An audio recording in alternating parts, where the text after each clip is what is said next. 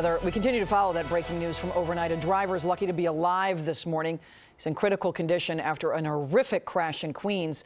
His vehicle was split in two pieces after the man slammed his SUV into a pole. No idea how fast he was going.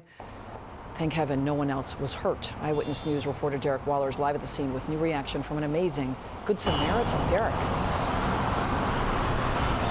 Michelle, this car had to be going pretty fast to do damage like this.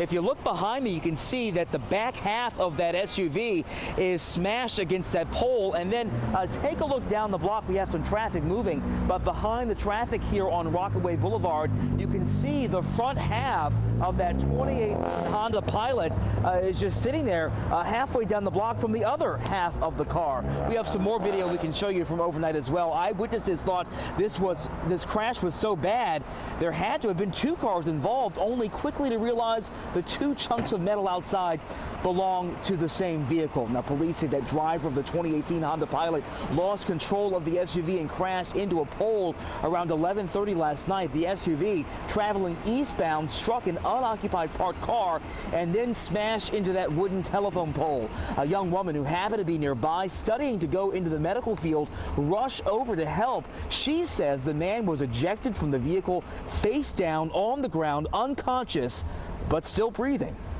The first thing I did was I checked for a pulse.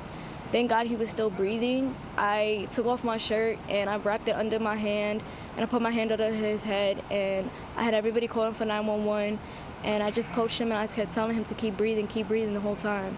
And that's what he did. He was fighting for his life, and I hope he makes it. And so back here live on Rockaway Boulevard, you can see that telephone pole across the street where it's splintered. It is leaning, but as you can see, traffic is still moving right now, and they certainly have a lot to clean up this morning. So investigators have been here on the scene. We've also seen a crew from the Department of Transportation. A lot to get into with this, and they're still trying to figure out how this happened.